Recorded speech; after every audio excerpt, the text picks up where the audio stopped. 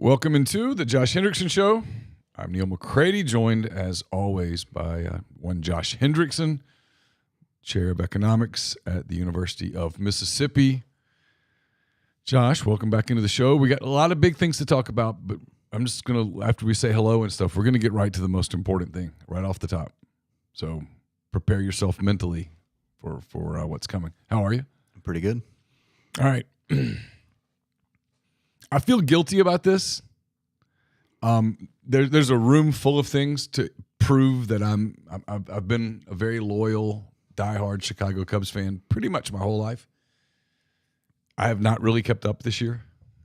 I'm aware of what's going on, but I've only watched a handful of games. You watch every game, pretty much. You came in here today. We're just chatting before we start. And you did something I've never heard you do before. You're like, I think the Cubs are good. Expound. No, I think that just watching them so far this year, they've played a really tough schedule so far in terms of the teams that they're playing. They haven't played anybody shitty yet, right? No, not really. It's just been Dodgers, Padres, Diamondbacks.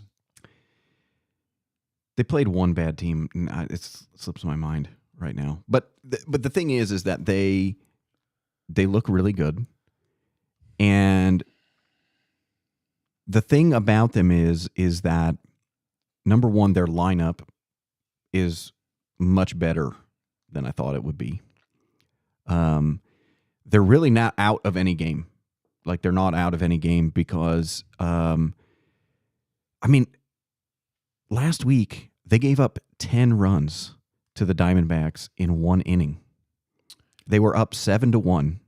That was the Friday game? Yeah. I think it was Friday or Saturday. Yeah, that was Friday because I actually watched some of that game. That was the day that I was like, huh. Because they if I'm correct, Happ hit a grand slam. Yep. And put them up 7-1. 7-1, yeah. And so I'm like, oh, okay, cool. And then I'm hanging out. Campbell was home for Easter. Her boyfriend was with her. And so I knew there was pressure for me to stop just hanging out watching sports and, I don't know, be with the rest of the people. And so I'm getting ready to go, hey, we won. Cool. And I'm noticing that the Diamondbacks are beginning to put people on the bases. And then they hit a grand slam. They hit 7-5. And then I look up and all of a sudden it's 7-6, 7-7. And I look up, it's 11-7. And I was like, you stupid bastards. I'm done. I'm like, see, you tried to pull me in and I'm out. And I was just about to bail on it and go do family stuff. And they start rallying again. And I can't remember everybody who did something, but I know ultimately Kyle Tucker did something. And I tweeted, pay Kyle Tucker or something. And a couple of Cub fan friends of mine are like, they're reeling you back in. Someone sent me the fish gif. But they won the game, and I will tell you that I did feel a little something. It's basketball season right now. We're pretty locked into the Thunder at my house. But last night, Thunder and Grizzlies played game 2, and so I watched that uninterrupted. I'm not paying attention to anything else. And I did see they were down 10-7. I'm like, God, when do we stop playing the Dodgers? And then I wake up middle of the night and I see the score. And I felt something. No, I think the thing is that what I've been worried about the entire season is the bullpen. I think the bullpen's pretty weak. And I've been worried about this. And then losing Steele for the season, I was like, well, now you're down a starting pitcher. You already have a weak bullpen. You're probably going to just try to move somebody from the bullpen into the rotation, which is going to make the bullpen even weaker. And so I was looking at it and going, okay, they've been off to a decent start. Oh, the A's, that's the bad team. Oh yeah, we beat up on the A's. That's right. But they, but the thing is that I looked. We're both wearing A's green right now. I looked at that and I thought, they seem to be playing well. They had these weaknesses, but the thing is that what they've shown especially over the last couple of weeks, is they have this weakness that's called their bullpen, but that game against Arizona where they came back and they won, and then the game last night where they did the same thing basically to the Dodgers. These are games that most teams don't win. They gave up 10 runs in one inning to the Diamondbacks. Did you know? Do you want a trivia stat on that? That was the first time in 113 years that a team had given up 10 runs or more in an inning after the second inning and won the game. No, it's wild. I mean, and that's kind of the point that I was going to make, is that most teams just, that's it. You give up 10 runs and it's just like, it's not our day. We blew it, right? They just came back and won. And then they did it again last night. I mean, they didn't give up 10 runs in an inning, but they did blow a lead and they came back and won. And I kind of think that they're pretty good. I think that there's also, this, there's when the Cubs are good and you're at Wrigley, you can feel that they're good. Yeah. You can feel it. There's an energy in the stadium. And I haven't been there, but I've been watching the games and I kind of feel like the energy is there. People seem really excited. So it's not just that I'm looking at them and going, I think they might be good.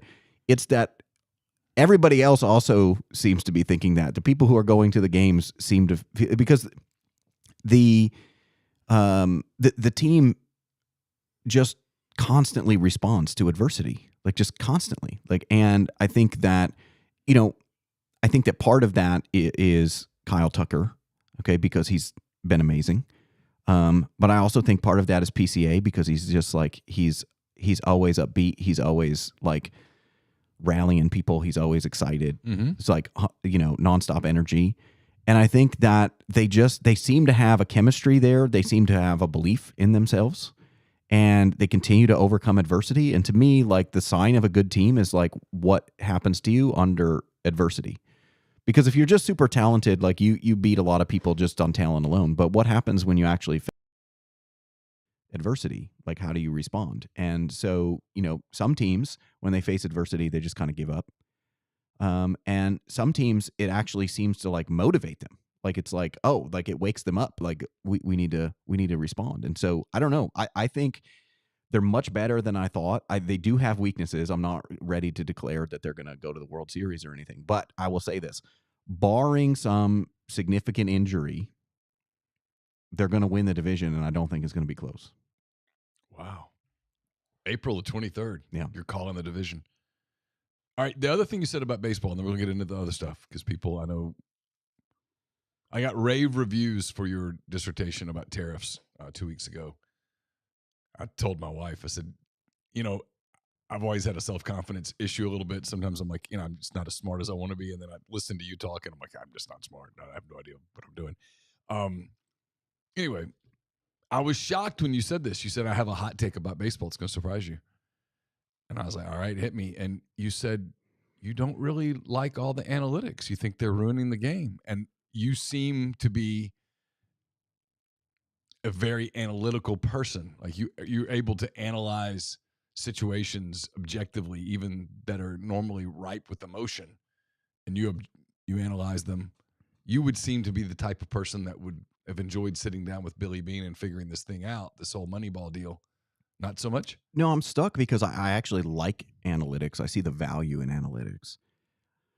But I think that in certain sports, in particular baseball and basketball, I just feel like as all the teams adapt to these things that they discover analytically, it takes away some of the excitement of the game. And so, one of the reasons I was kind of in favor of getting rid of the shift is that, first of all, that's entirely based on analytics. But it was ruining. It was on some level, it was ruining the enjoyment of watching the game, because yes, you're sort of playing to these players' tendencies, but in doing so, those are their tendencies, and so you were just changing the game in a way that just kind of made it less entertaining. I mean, it's harder to describe in baseball. In basketball, now I'll really get you mad.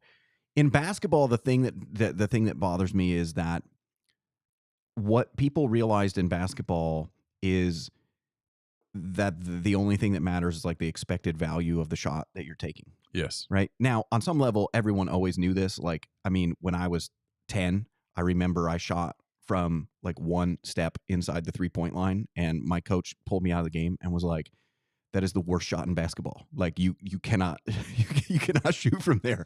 And so everybody's always known that. But the thing is that if you can shoot 33% from three, then that means that every time that you take a three, the expected value is 1 point. And so, but that means that you shouldn't ever shoot a two unless the percentage of that shot is 50% or higher. Yeah.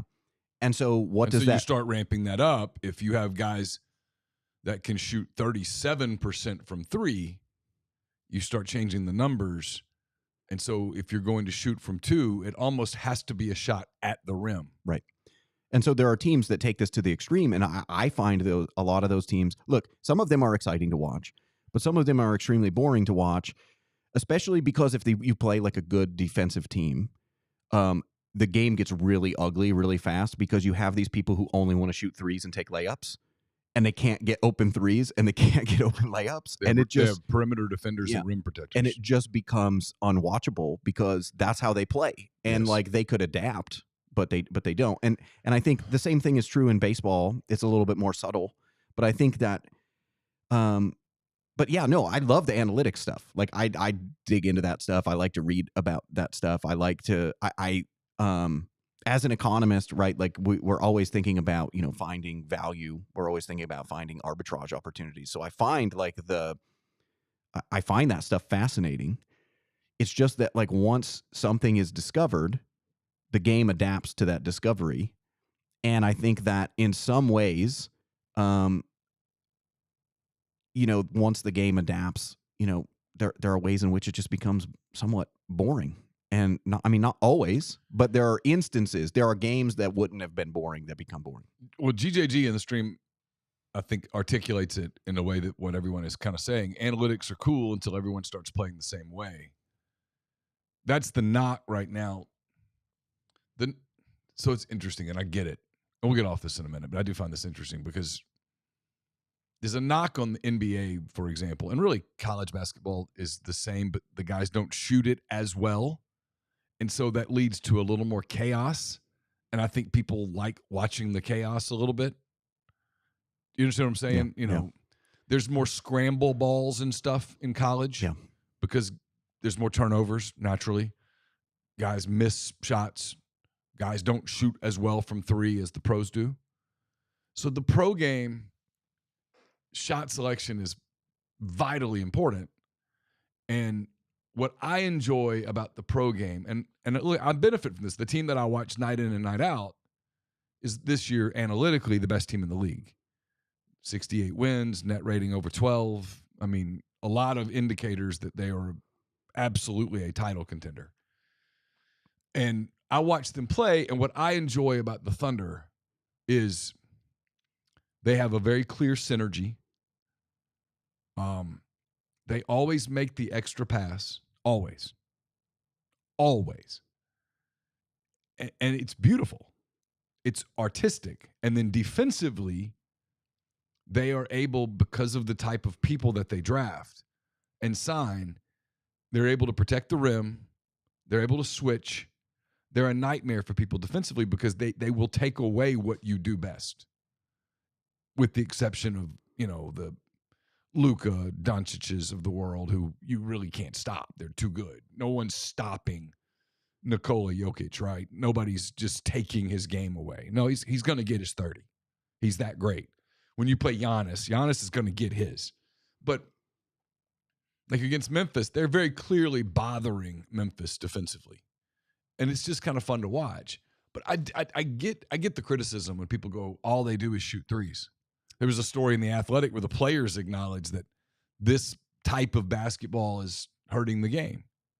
30-something% of the players were like, this is not good, right? That all we do is shoot threes, yet the people that are paid to put rosters together and win and get fired if they don't win go, no, the analytics prove that this is the way we should play the game.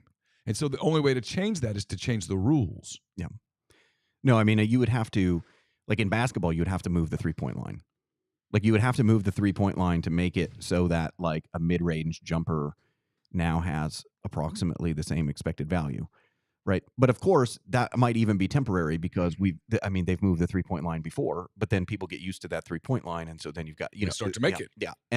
But I think the other thing too is, well, and part of this, look, it's not like I'm being a little bit unfair because when we think about analytics and sports and how this affects things, like we're also talking about like for the average team, like, so for like the good team, like you're still going to see good baseball or you're still going to see good basketball, because the thing that people don't seem to realize is like, if I take a shot from the elbow, okay, like if I have a guy in my face, that might be a low percentage shot. But if I'm standing all by myself, that might be a very high percentage shot.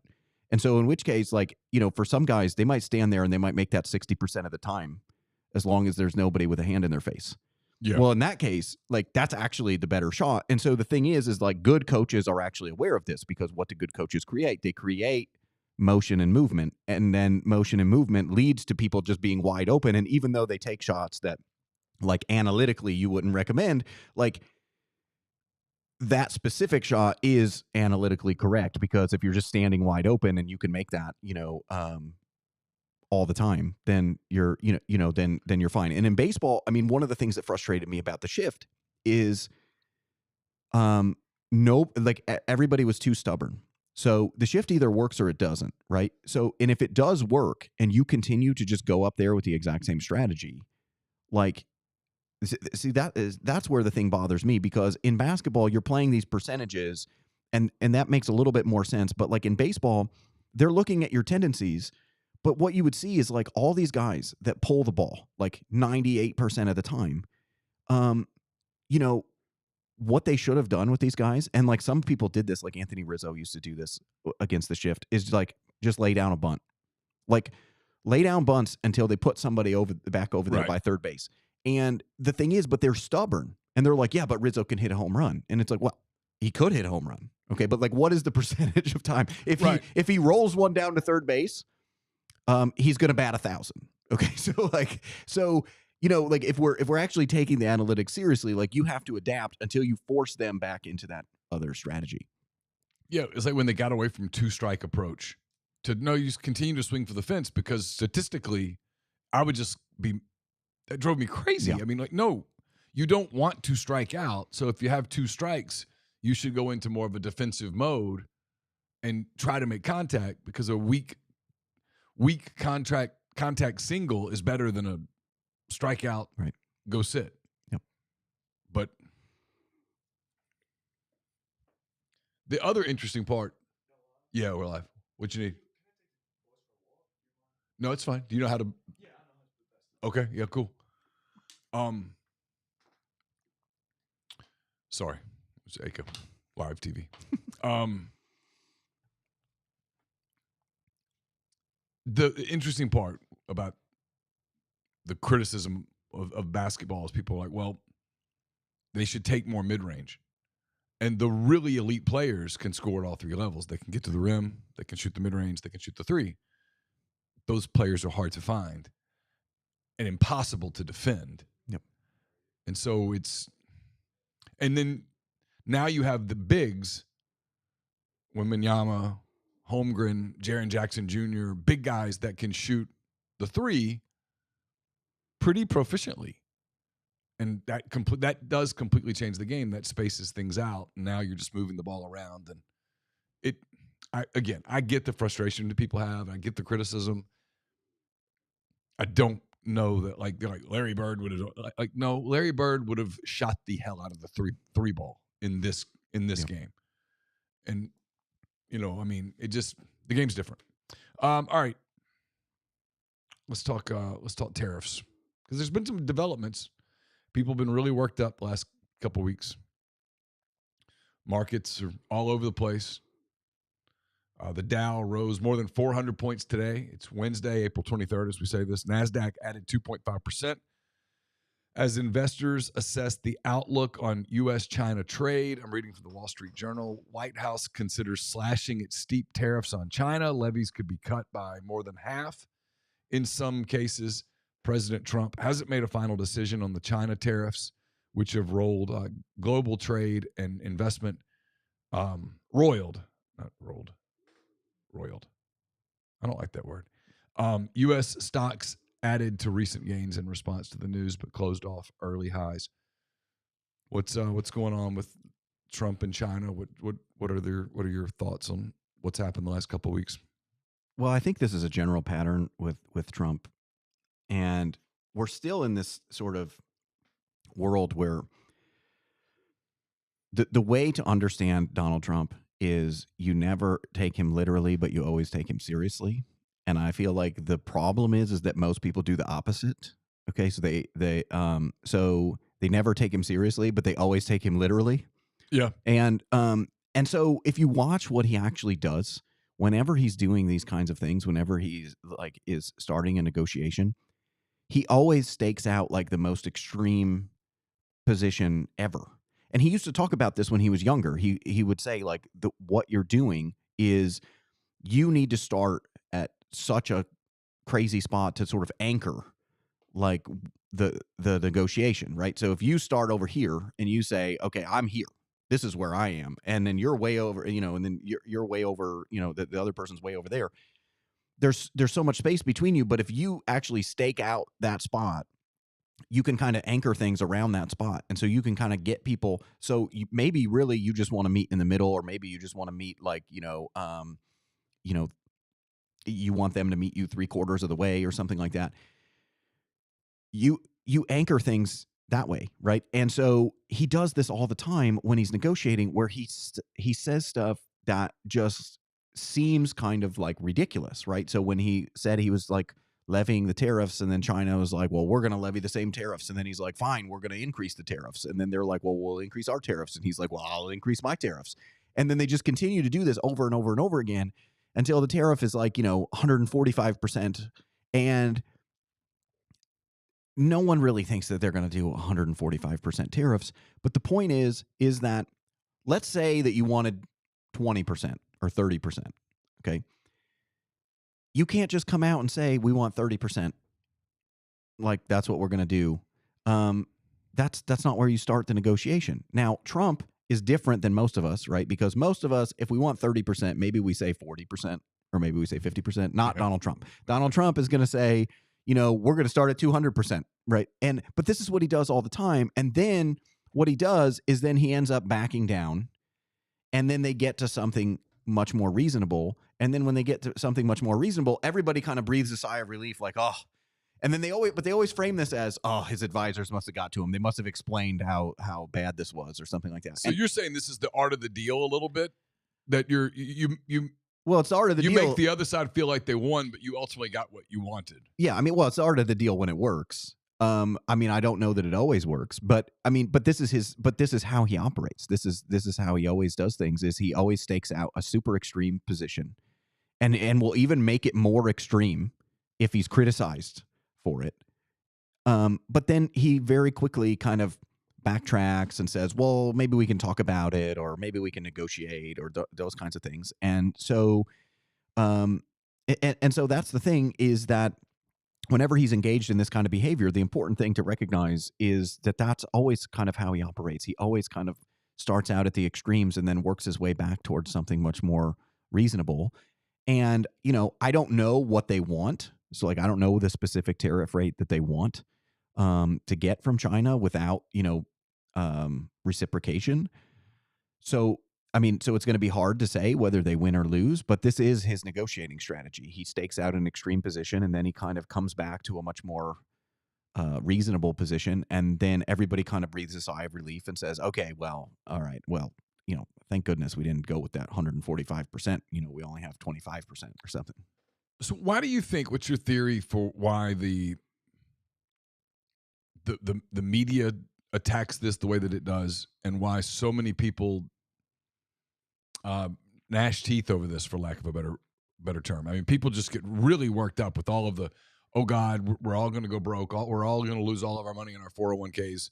We're not going to be able to fund anything. This is the other day was the worst fall in stock market since 1932. People started doing the Great Depressions talk. I mean, it's very hyperbolic, at least from my perspective.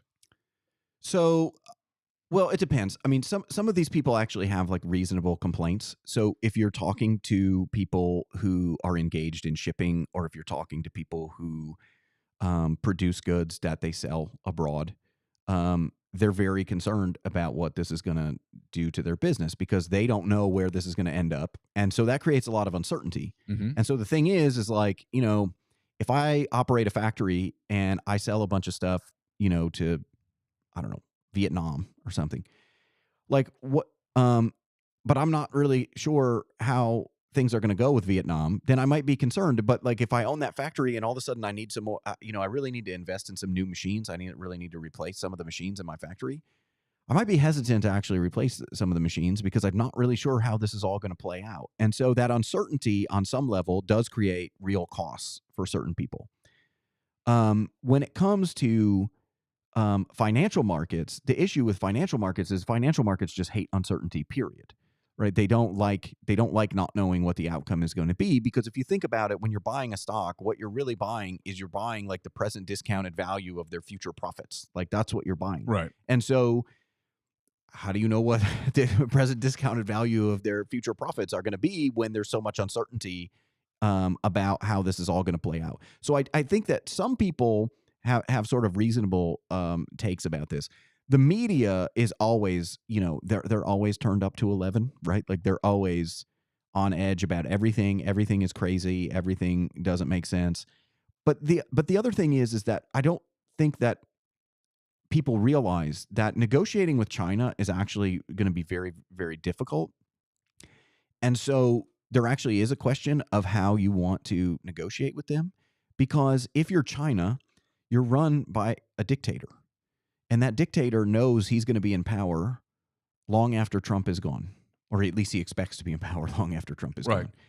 And so from his perspective, he might just be, like he has a different negotiating position than a lot of other people. People who are facing elections, for example, they have a very different, they have a different threat point than what Xi has, right? Because he expects to be there afterwards. And so one of his strategies could be, fine, we'll just wait you out. Like we will, you know what I mean? Like we will reciprocate, and every time you increase your tariff rate, we're going to increase our tariff rate, and we're just going to keep doing this over and over again. And we're going to play this game, and we're going to play it for 4 years. But you know what? After 4 years, you're not going to be in office anymore, and a new administration will come in. And if this is as costly as we think it is, like it's going to be somebody from the other party. And if his people whine, he can just throw them in prison. Yeah, and exactly. And so he can weather that storm. I mean, that's hyperbolic, but it's kind of true. Well, right? It is, and he can weather that storm. He can blame this on Trump. He also, is an authoritarian. And so he's in a different negotiating position. And so to get them to the negotiating table, you almost have to create some extreme circumstances for them to go, hey, listen, like this is ridiculous, right? Like we're not going to 1,000% tariffs here, right? Like let's talk about this. And I think, they have a meeting scheduled pretty soon. And you've already seen like the Treasury Secretary has already come out and said, well, maybe we could agree with each other to maybe just like lower the tariffs, until we meet. And then maybe after the meeting, we can kind of decide where these things end up and that kind of thing. And so like, to me, that is, so to me, this is very clearly an attempt at escalation to get the Chinese to the table, but then some de-escalation to show them that you're operating in good faith. But because they face a very, very different sort of strategic decision than we do, because we have elections and they don't. So there's all sorts of reports about what it's done in our country, right? Raising the price of things. You may or may not know this. The question is there any truth to the reports about Chinese manufacturers shutting down and the ports backing up? Well, so there have been reports of this, and I mean some of this I mean, some of this is probably true because, in the short run, if there's this much uncertainty, it might make sense actually to shut down temporarily, or to reduce production temporarily, or something like that, because you expect that tariffs, that what is currently being called the tariff is not going to be that in the future, right? So if they're saying the tariff is 145%, but you expect it to be 20 or something like that, then it would make sense to actually say, well, let's cut back on production now, so that we don't, end up paying these things later. And also, like, let's maybe not ship some of these things right now, and let's wait a month and see, like what happens with these negotiations, or what happens with these tariff rates. So if people expect that there's going to be a negotiation, then it makes a lot more sense to wait than to, like, try to sell those goods at, with these high tariff rates. What do you? Well, you're not a guy that gives out stock advice, but are you looking at this as like, hey, this is an opportunity to buy, to expand your portfolio? These stocks are going to rally, or is there any part of you that fears Trump is so ingrained in this that it could lead to a economic crisis? So first of all, legally, I have to, before I say anything here, I have to say that this is for entertainment purposes, and it is not stock advice. You should talk to your stock market professional before doing any investment. Okay, you said it. I think I nailed that. You did. That was fantastic. It's well done. No, but I think, well, the question is this, okay? I kind of brought this up last time, which was, what's the counterfactual? And I think the problem that we have a lot of times is to think that, like, the counterfactual is always just like good times, right? Like if we just didn't do this, like, we would just have good times. And I think the problem is like, if you actually look at what has been going on, I would say since like the late 90s, we keep having these periodic overvaluations of assets, right? So we have assets that are worth that seem to be going up and up and up in prices, and then the price collapses, right? Like, some people call these a bubble. I don't want to get into bubbles and that sort of thing. So I'm going to say we've had these periods of like overvaluation of assets, right? And if you look at that, a lot of this is because of the system that we have. So one of the things that was happening, so remember we talked about last time that one of the big things here is that as other countries grow, they are accumulating dollars, and they need to take those dollars and they need to do something with them. And so one of the things that they need to that they want to do with them is they want to buy U.S. Treasury bonds, right? Because it's relatively safe. They can earn a rate of return, right? It's denominated in dollars. If they need to get dollars, they can sell them very quickly. And so, but the thing is that if you go back to like the 90s, what was happening is you had a bunch of Asian countries that were growing really rapidly. And these Asian countries were growing really rapidly. But this was also at the same time that the United States government was starting to shrink its deficits, right? Like, you may recall that at one point we actually ran a surplus. I know this is crazy, but we ran a budget surplus one year. And so, but the thing is okay, so if you think about that, what's happening is the total amount of debt that's being issued each year is slowing down at the same time that, people in these countries are seeing more of an inflow of dollars, more of a demand for these assets. So what started to happen in those countries is those countries ended up having, because people couldn't get, because, of this like shrinking supply of treasuries, what happened is like people there were looking for, okay, what is an alternative? What's a safe way to store my wealth? And so like one of the things they started doing is they just started investing in real estate, right? Because they were like, well, land, right? Like land is valuable. So I'll invest in land. Land isn't as volatile in prices as like other things. And the problem is that what ended up happening is you had these overvalued assets in Asia at the time. And what ended up happening is that the market collapsed. You had this, you had this turmoil in markets as you had this Asian financial crisis that took place. And that like really solidified that people needed assets, safer assets, number one, but also maybe like US assets. Okay. And so subsequent to that Asian financial crisis, a few years later, we have this massive boom and bust in like .com stocks, right? And then after we have this boom and bust in .com stocks, what do we have like 5 or 6 years later? What do we have? A financial crisis, right? And what's happening is that these things are being driven by all of these global imbalances around the world. What's happening is that people around the world want to hold safe assets. There aren't enough safe assets to go around. The default is to use the dollar. And in the 90s and early 2000s, the debt wasn't growing rapidly like it is now. But what was happening is that interest rates on that debt were going down. Why? Because the demand for that debt was going up. More people wanted to buy it. As more people want to buy it, you don't have to pay them as much interest. And so what was happening is that interest rates were going down. But those low interest rates then generate these like these sources of like financial instability. Because if you think about it, when interest rates are really low, think about what people do. There are investment projects that people might undertake that they would never undertake if interest rates were, say, 5%. So if you can borrow at 2%, you're going to do something different than if you had to borrow at 5%. Sure. But the thing is that what happens is that if you're borrowing at 2% and then the interest rate rises to 5% and you got to refinance, well, now all of a sudden your project doesn't work anymore, right? And so you've got those kinds of issues. The other thing that you have is because there aren't enough safe assets to go around. Part of the reason that these interest rates are falling is when interest rates fall, they're increasing the present value of the assets that you have now. And so by increasing that present value, those asset prices are going to start to rise because you're going to look at this and you're going to say, well, it's actually worth a lot to me to own Apple because even though they're going to like some of those profits are 10 years away, I don't have to give up that much interest, right?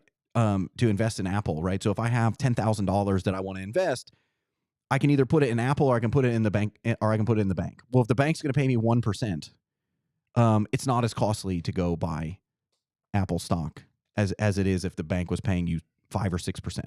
And so what happens is that these asset prices get bid up. And so the thing is you have all of these global imbalances. You have this massive demand for like safe assets around the world as the rest of the world grows and catches up with the United States and Western Europe and things like that. And you've had all of these global imbalances. And because of those global imbalances, you periodically get these points where stock prices or real estate prices or some asset, like this money tends to flow into some particular asset.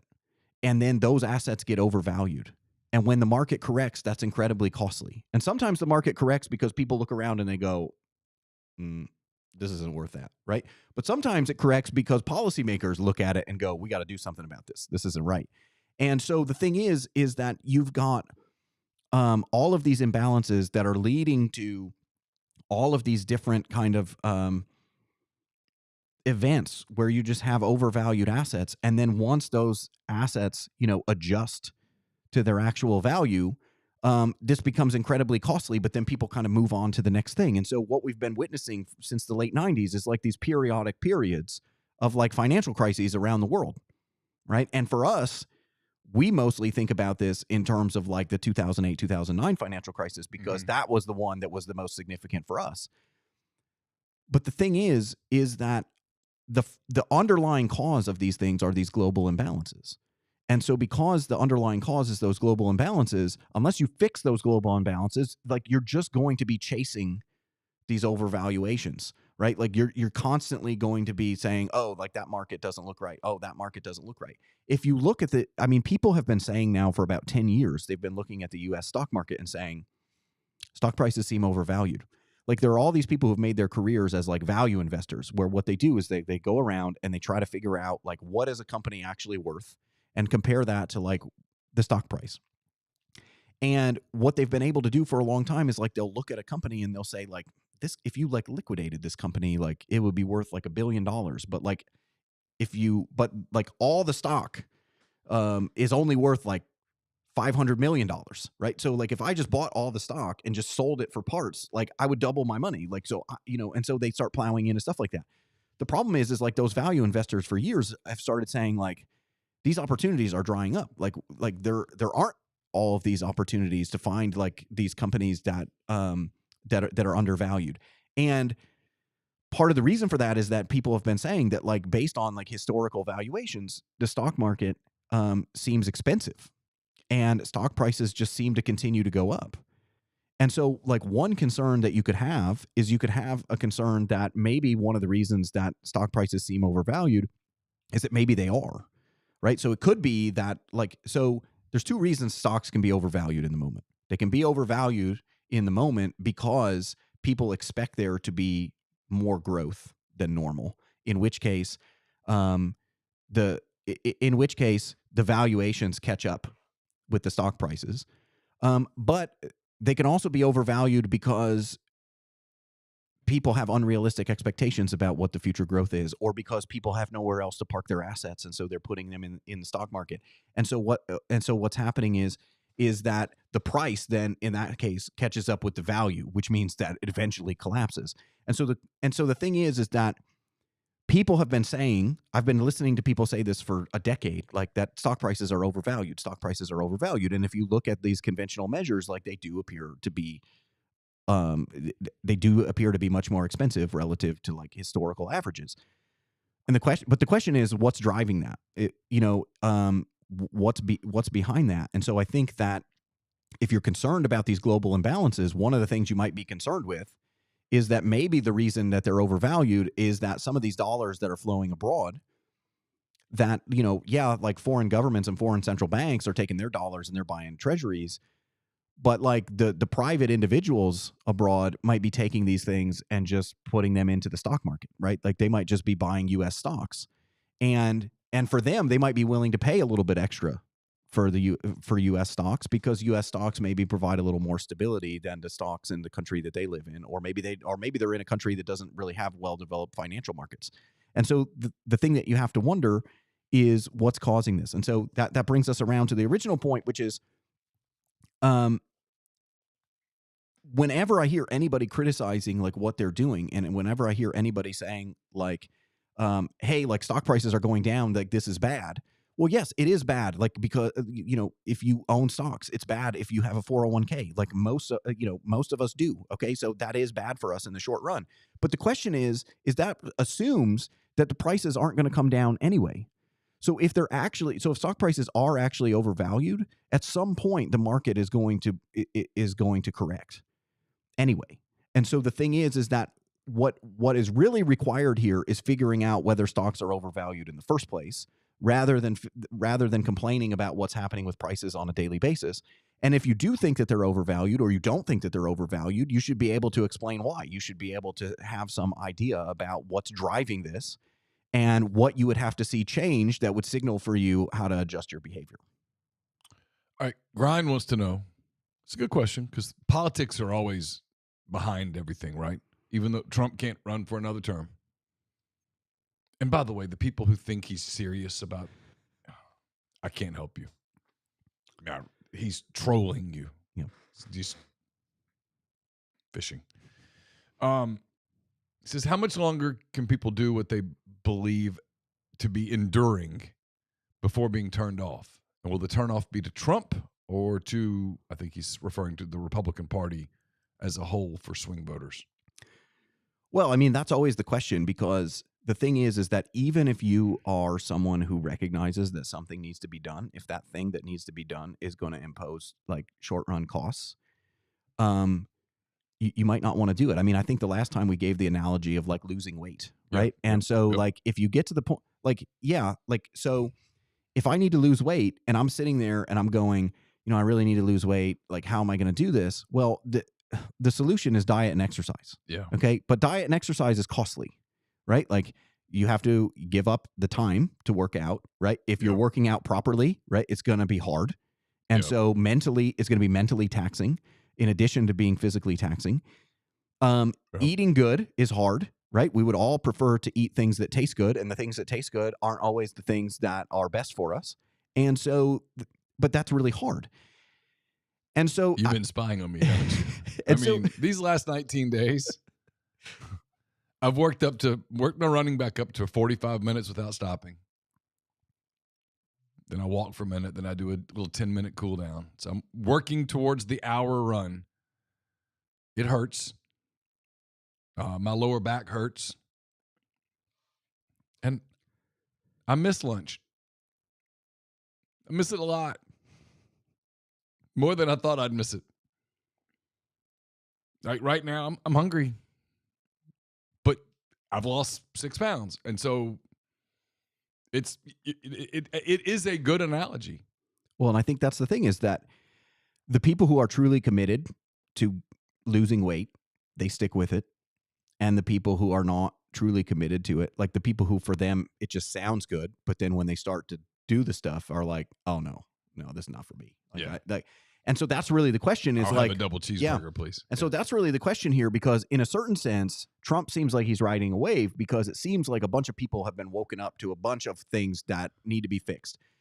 The issue is what percentage of the people who have woken up to see all the things that need to be fixed, who recognize that fixing those things is actually going to be painful in the short run, right? That it's going to come with costs in the short run. And because some people are going to think, oh, he'll just fix it. Right. But there's no such thing, right? Like there's no way to sort of just come in and fix something without any kind of cost.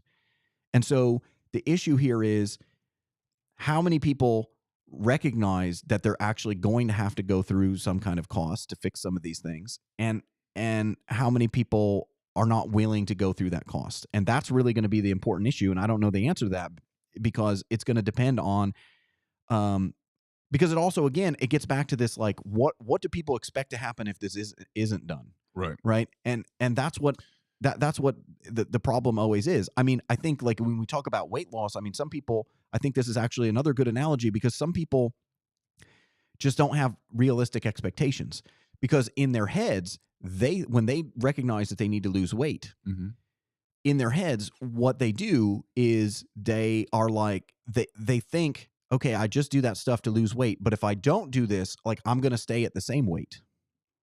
But that might not be the right counterfactual. Like the right counterfactual might mean if you don't diet and exercise now, you might continue to get bigger. Where it's going to be even harder. Exactly. And so, because it's easier to lose 30 pounds than it is to lose 70 pounds. Right. And so the question is, how bad do people think things are? That's the real key, because the worse that they think things are, the more they're going to be willing to put up with in the short run if they believe that it's going to pay off in the long run. But if they just kind of sort of think things are bad, then at the first sign of trouble, they're going to go, it's not worth it. This is where I feel compelled to point out. So a little life advice here.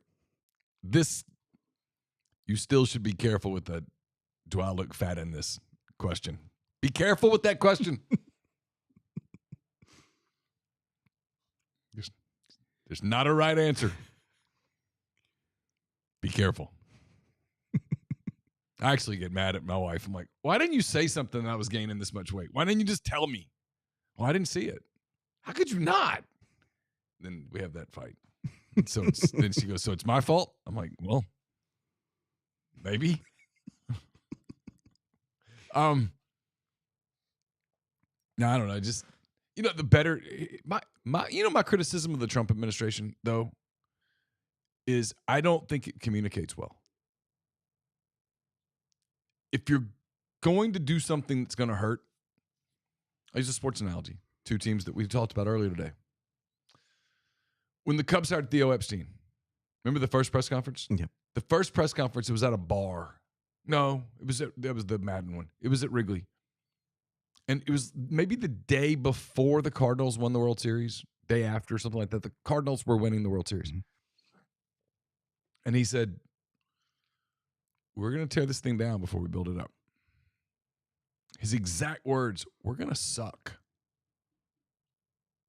Which implies this is going to hurt. You like Ryan Dempster, we're trading him. You like this, we're trading everybody. Anybody's got value, they're gone. We're going to be bad. That's what he said. We're going to suck. And so you're braced for what's coming. Like, I took him at his word. And in 2000, was that 12, 13? They were pretty shitty. Yes. But I was prepared for it. He told me they'd suck. Yeah. And then there was like this moment in 2014 where some of the young guys started to come up, and you're like, that Rizzo kid, he ain't so bad. Interesting. Drafted Chris Bryant, the rest. Yep. But they communicated. The Thunder, when they made the trade, Paul George to LA and traded Russell to Houston, and they kind of tore it down. Sam Presti, the general manager of the Cubs, took out a full-page ad in the Oklahoman and wrote, here's what we're doing. And we're going to be bad for a little while. We're still going to try to do community, blah, blah, blah, blah, blah. But on the floor, there's a method to this madness. And it was essentially, in this market, you're probably not going to get the greatest free agents to come to Oklahoma City willingly. You're going to have to draft them. And to draft great players, you got to suck. You got to bites at the apple. I mean, he explained it. My criticism of the Trump administration is essentially sometimes I don't think they communicate effectively to the American people. This is what we're doing and this is why we're doing it. Knowing that there's going to be criticism, there's going to be pushback. There were people in Chicago in 2014, writers, radio show people that were like, this Epstein guy I thought this guy was a miracle worker. Remember? Hey, I thought this was the guy that won in Boston. This is the guy that was going to break the curse. The Cubs are horrible. They were better under the previous administration. There was criticism in Oklahoma City, like, why don't you take these picks and trade them and go get a superstar? That's the Trump people seem to listen to the criticism too much, and they don't communicate what it is that they're trying to do in an effective and consistent manner. Well, but I think part of this, there's a question of like, how well does that work in politics? How well, because if you start saying this to people, like, how quickly do voters turn? The other thing is actually, I think it's just Trump's personality.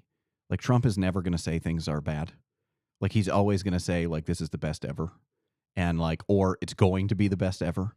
Like, everything is always framed as things are currently the best or things are going to be the best. And so in fact, I would argue that sometimes when he says things are going to be the best, I think that's like a partial admission that, like, hey, like, they might not be great right now. Yeah. Right? But but that's just how he communicates. And I don't think, that's another thing. I don't think you're going to change him. Like, that's the way that he speaks. All right, I want to touch on this before we go, because I have a feeling you're going to have some thoughts. I'm going to read a few paragraphs from the Wall Street Journal. It's a story. The headline is, Trump to sign executive order targeting university accreditors. Move is latest in effort to remake higher education after the president and other Republicans have long criticized the accreditation process. President Trump is expected to sign an executive order Wednesday to shake up the arcane but pivotal world of college accreditation, a move Trump has called his secret weapon in his bid to remake higher education. The order aims to use the accrediting system to combat what Trump views as discriminatory practices and ideological overreach on college campuses, according to administration officials. The order would put a greater focus on intellectual diversity among faculty and student success. It would also make it easier for schools to switch accreditors and for new accreditors to gain federal approval. The final language of the order could change. Accreditors play a role largely unseen to the public, but critical for universities, setting standards that must be met to access federal financial aid. The federal government gave $120.8 billion in loans, grants, and work study to more than 9.9 million students in the year ended last September. To earn an accreditor's seal of approval, higher education institutions must prove they meet wide-ranging standards covering everything from their mission and admission policies to the quality of their faculty and programming. Few schools ever lose their accreditation, even ones with low graduation and job placement rates. Trump and other Republicans have long criticized the accreditation process, calling it a cartel that stifles competition and doesn't help police colleges and universities with poor student outcomes. Accreditors, which must be approved by the federal government, argue they help maintain the integrity of schools and work with those that are struggling. I know it's a pretty broad topic. You work in that world. There's someone in the stream at this, before I even got to this, that was talking about just the cost of college education going up and up and up. You live in that world. What are your reactions to that? All right, so let's see if I can get myself in trouble here. The one thing that I think that we should actually, you're protected. I think that we should actually get rid of these accreditation agencies completely. Okay. I think that I don't think anybody comes to Ole Miss because we're accredited. I don't think anybody, look, maybe there's a case to be made that if you're like a new institution, you got to go through some sort of process where you prove that like you're providing something of value. But why do we let them like I saw your truck sitting in the driveway. Is it an accredited truck? Did you get it accredited before you I did not. Like this is the thing is like markets work. Markets provide information. And so you can rely on markets to provide that information. If Ole Miss has a good reputation, more people are going to come there. If they have a bad reputation, fewer people are going to come there. That's how it works. Yeah. Okay. Now these accreditation agencies are probably like the single biggest cause of rising college costs.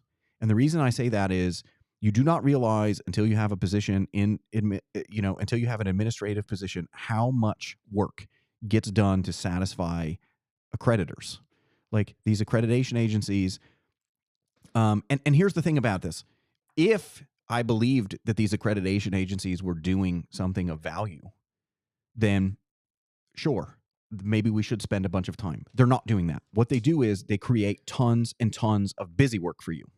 That's what it is. It's like, we just want to track this stuff. We just want to make sure you're doing this. We want to make sure you're doing that. And so what they do is they create a ton of busy work.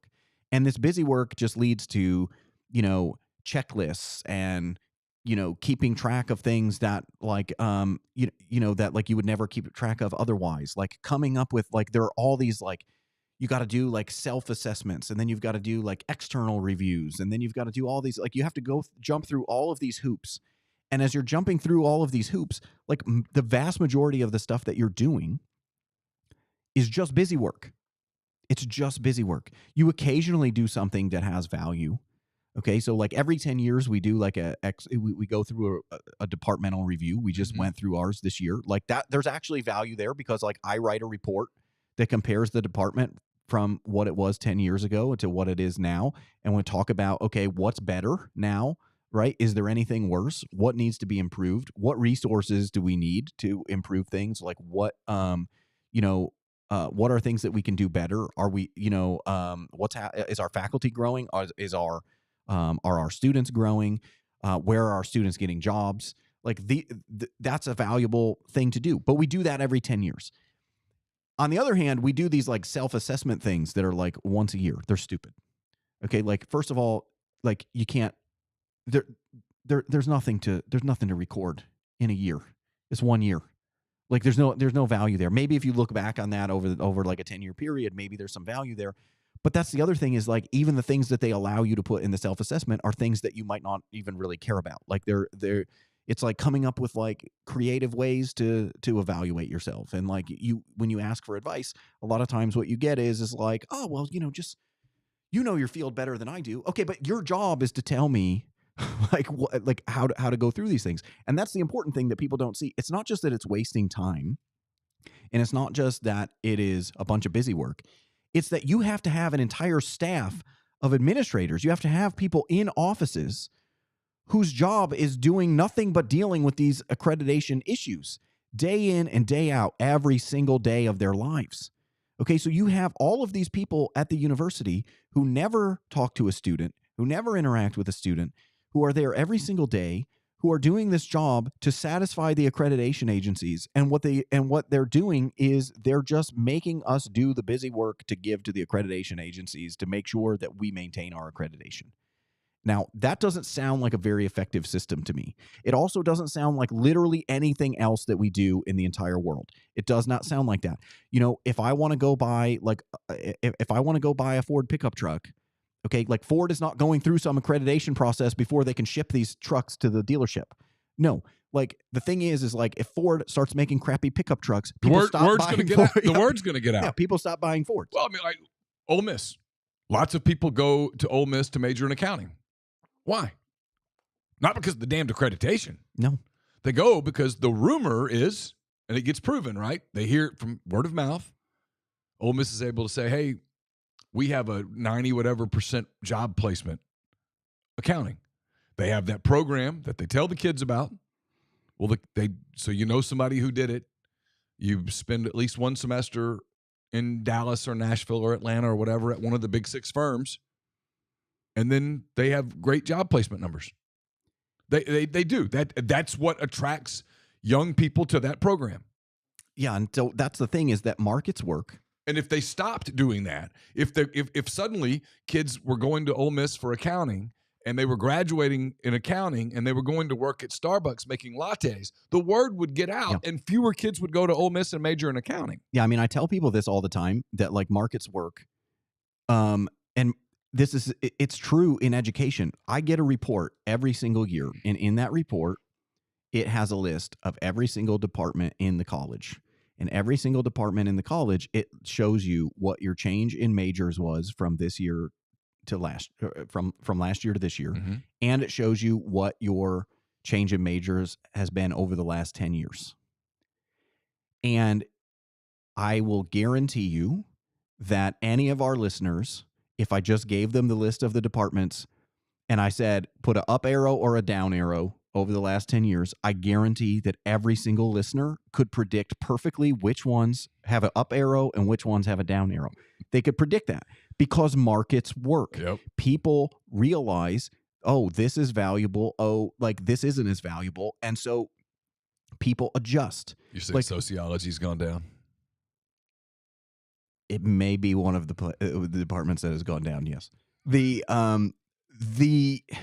But this is the thing is that all of these things, like word of mouth works, reputation works, like experience works, like people 100%. realize I had 100%. I got to be careful here because I don't want to reveal somebody's identity. I had a student. Okay. The student sent me an email, said, I want to come talk to you. I'm thinking about double majoring in economics. I just want to talk to you about it. Okay. And so she came to my office to talk about it. And I said, and so the first thing I always say, how did you know she was a she? I'm kidding. We're doing academics. I was just the first thing that I always ask people if they come for a meeting like that is like, why do you want to do like economics? Right? Because to do economics, you got to take a lot of math.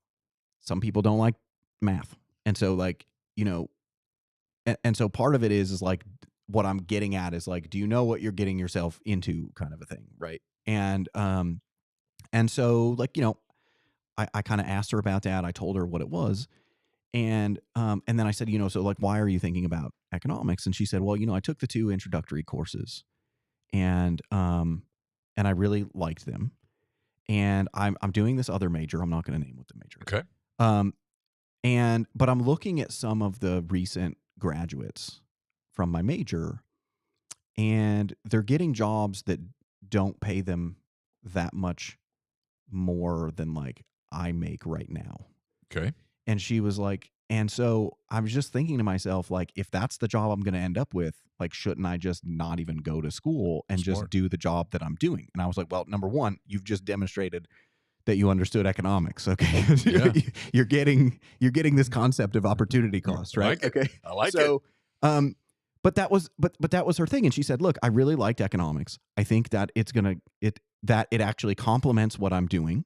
So it'll help me get a better job, even if I still go into the field I originally intended to go into. Yep. But it gives me other options that I don't have. And it's something that I'm interested in and that I enjoy. And so, I said, well, have you taken calculus? And she said, yeah. And I said, what did you get? And she said, I got an A. And I said, welcome to the Department of Economics. So and so the thing is that, that is happening all the time. Like that is happening all the time. Like Sure. students are figuring these things out. Parents are figuring these things out. Parents ask these questions all the time when they come and meet when they come on days where we bring in prospective students, or on days when they come for orientation. These are the questions they ask us. Is, where do people get jobs? Like, what do they, like what kind of skills are they going to learn? Like, why should they do this instead of that? Or like, what, and that sort of thing. And so, do they ask you about where safe spaces and feelings and they don't? I don't get that. No. Okay. But so the thing is that markets work. Like people figure this thing out. People figure out what is the thing that they want to do. And so, and look, not accounting isn't for everybody. Economics isn't for everybody, but there's something for everybody. And there is something that you can do that will provide you with, a valuable and meaningful career. And students know that, and they're looking for that, and they're trying to figure out like what they should do.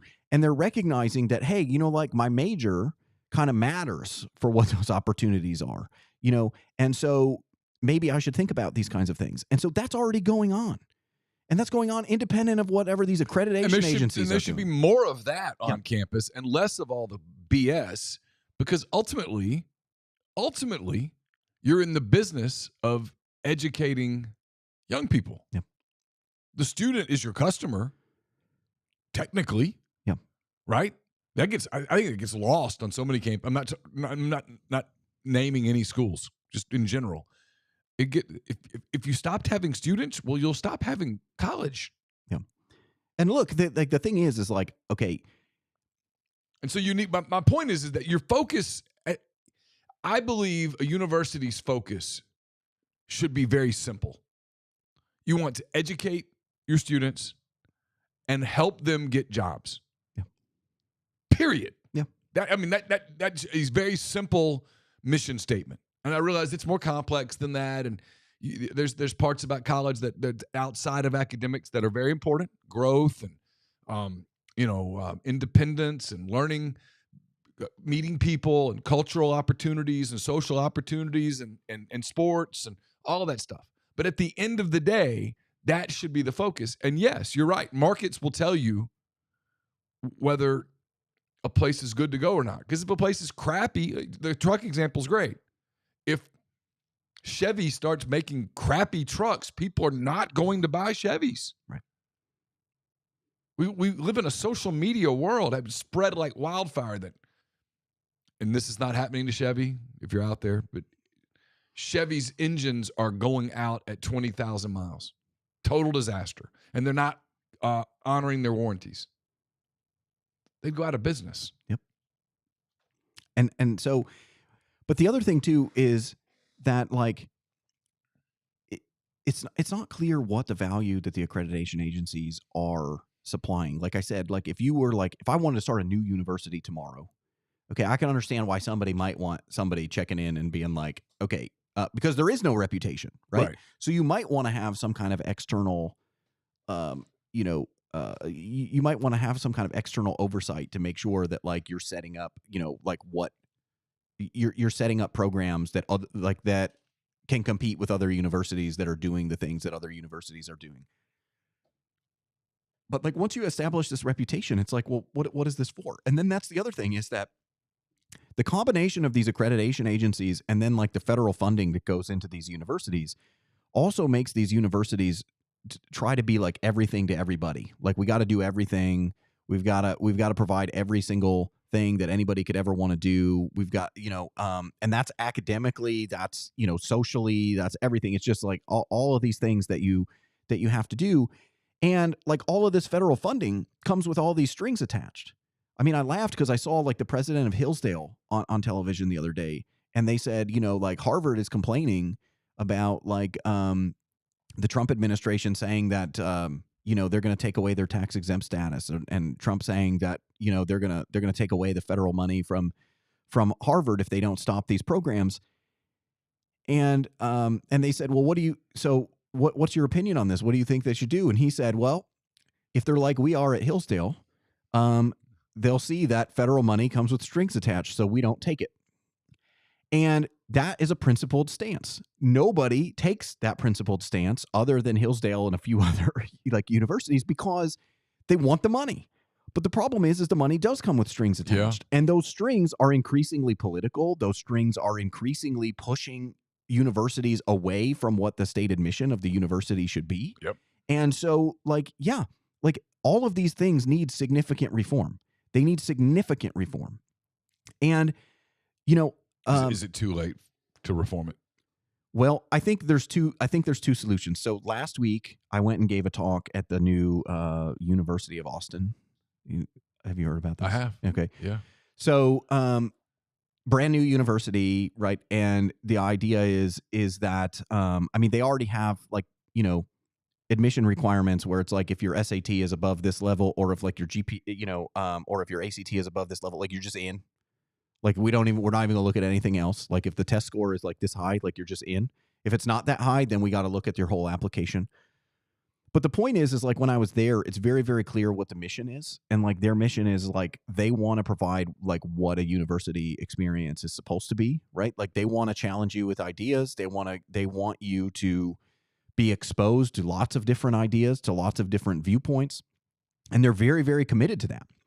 I think that I didn't really know how I thought about that place until I went there. But like after I went there, like I'm very I was very impressed by that place. Like I think that they actually do have a chance to succeed.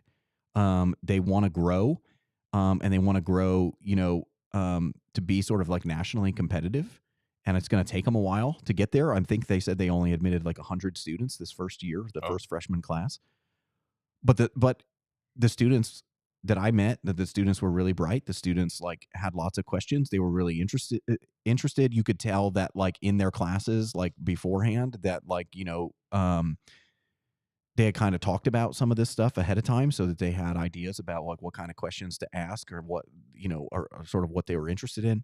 They ask you about the podcast. And so everywhere I go, people ask me about the podcast. Yeah, people are like, this is, it's the greatest podcast ever. They're, and I tell them. That's what everyone says. That's what I say is like, everybody's talking about it. So I understand, why you're asking me. And everybody, I will say, by the way,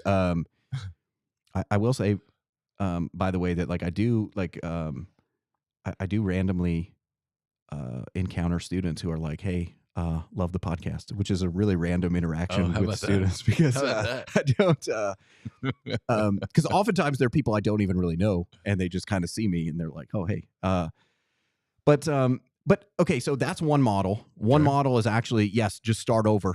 Just like if you are like super wealthy and you don't know what to do with your wealth when you die, maybe this is what you do is you just start a new university, the way that, the old oil barons did. Right. Yeah, okay. The other thing is worked for Vanderbilt, right? Yeah. And so, but the other thing is that it can only be fixed, if you have like somebody who wants to be a leader and somebody who's a leader and somebody who has a vision of what they want in the university, who's given the latitude to pursue that vision and to execute on that vision, they could actually make a difference. I think that the biggest problem that we have in universities is that universities do not operate in the way that like literally anything else operates. And I'm just talking about, I'm not even talking about like some of the crazy stuff that happens on campus. What I'm talking about is like the governance of the university itself. So you can go talk to an administrator at a university. This is universal. So this is not unique to Ole Miss, but like you can go talk to an administrator and you can present them with an idea and you can say like, hey, I really want to do this. And like, here's what I think the benefits of doing it are. This is what it would cost us. Like, and the benefits exceed the cost. Like, I really think that we should do this. And you'll get hit with a response like,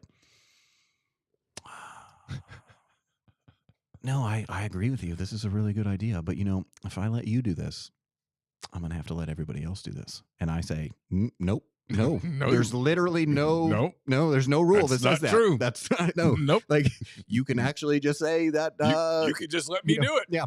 Like, and it's bizarre because you get responses like that and you realize that it's because so much of the university tries to operate on like this consensus model. Like we want to do things where everyone agrees. Okay, Yeah. listen. When my boys have like a lacrosse game and the game ends and it's like 9 p.m. and they're all starving and I say, where do we want to go get food? Okay. I got 5 people in the car. We never reach a consensus. Okay. There's always at least 1 or 2 people are like, I'm not going there. No, I just won't eat. That's fine. I just won't. Like you get that. So the idea that this is how you're going to operate like a massive organization just seems completely insane. It's not possible. But it's worse. It's worse than that. It's not just, it's not just that you can't get consensus. It's that you actually end up with false consensus. So what happens is they say, if somebody stands up and goes, oh, I'm here to present my idea to everyone. And so then they say, okay, well, they're going to present their idea, then they're going to leave, and then we're all going to vote on whether or not we should do this, right? And so what happens is like they get up and they present their idea, and then they leave, and then everybody just votes for it. They just vote in favor of it. Like, yep, we should do that. And it's like, and the thing is that that they don't like the idea. In fact, sometimes, hypothetically, people have come to you and said, I really think this is a bad idea. We really shouldn't do this, right? Sometimes many people come to you, hypothetically, and say, I think this is a terrible idea. We shouldn't do it. And then we take a vote, and it's a unanimous yes. And the reason is that when you try to have a consensus strategy, what you end up with is a tit-for-tat strategy, which is basically, I'm going to propose something.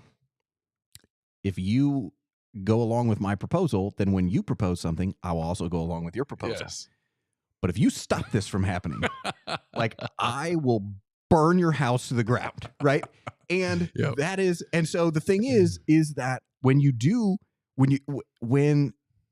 operate that way, you get what appears to be consensus, but it's a false consensus because actually what it is everybody just wants their own thing, and their easiest way to get their own thing is to let everybody else have their own thing. And so pretty soon, universities just start doing a little bit of everything because no one stops anything from taking place. And so you just get all of this stuff. Now, if you have leadership, right, like at a certain point, somewhere along the chain of command, somebody's actually going to step in and say, you know what, no, we're not going to do that, right? The problem is that they don't have, like, most of the time, those people in those positions don't have an incentive to do that because they realize that, like, hey, if I step in and I stop this is going to create such a headache for me. It's also going to be hard for me to explain because how can I tell them I don't think this is a good idea when it was unanimously supported by their peers, right?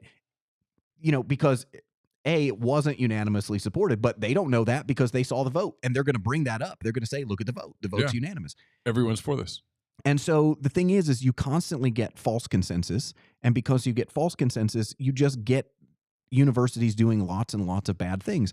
And the solution to that is that you just have leadership. And the leadership has a vision of what they want to do.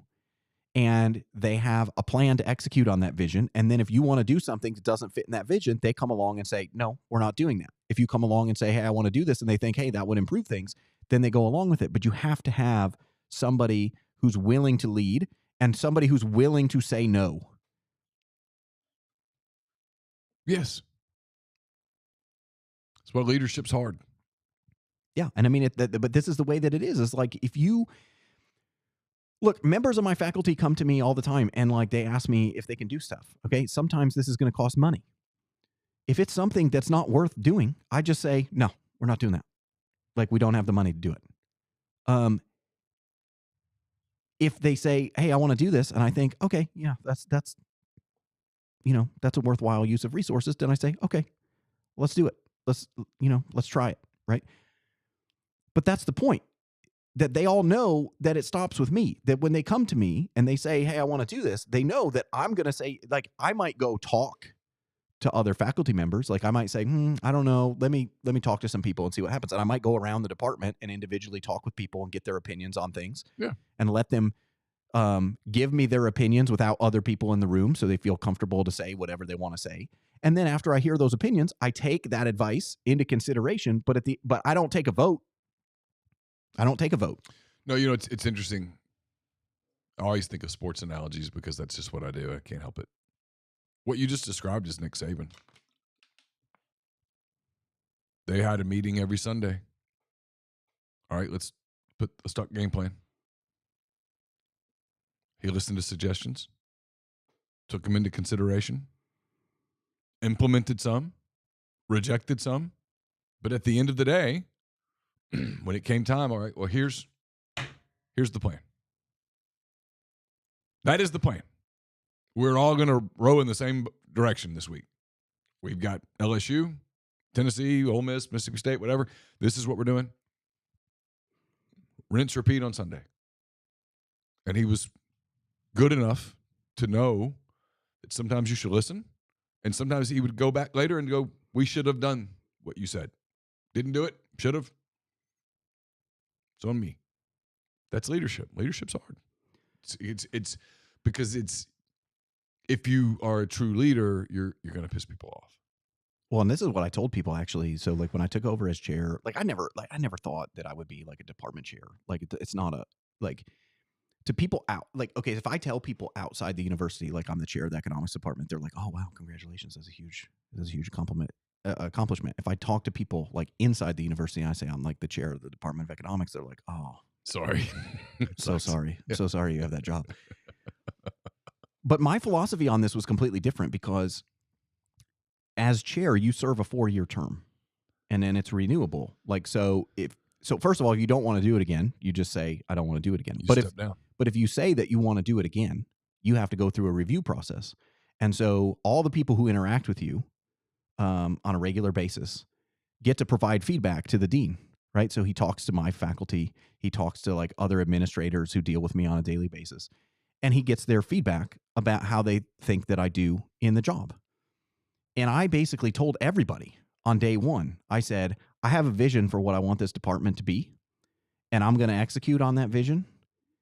And if at the end of my 4 years, if I want to do it again and you don't like the way that we're headed, then just vote me out. Yep. Just remove me from the job. But like, I'm not going to go to University of Austin after that.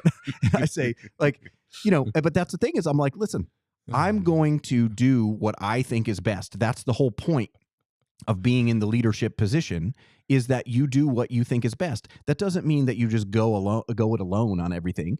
You get feedback from people, but you have to execute on the vision that you see, and then you have to implement those things. And if it works out, great. If it doesn't work out, okay. But then people can assess, okay, whether it works out or not, it might not be your fault if it doesn't work out, right? So things could actually go really, really well. Things could go poorly. The question is, was that because of you or were you the victim of circumstance? But that's not the point. The point is, this is another Nick Saban thing. This is the process, right? You have a process. You're gonna follow that process. You're gonna execute that vision, and you're gonna go through those things. And then, look, if it doesn't work out, that's fine. Remove me. That's that's fine. But like the thing is, I'm not gonna sacrifice what I want for consensus. I'm not going to sacrifice like what I want to just make everybody happy. No, sometimes people have to be mad. Sometimes people have to be like, don't really like that. That's just the way that it is. Now, I'm lucky because in my department, most people like we all get along. Also we have an expectation about like what's reasonable to ask for. So I don't get a lot of requests that I have to say no to. But not all departments are like that. I'm sure. And so the thing is, name a couple. The thing is, I'm debating whether to tell you a story before we stop recording. I think I'm going to wait until we're done. But the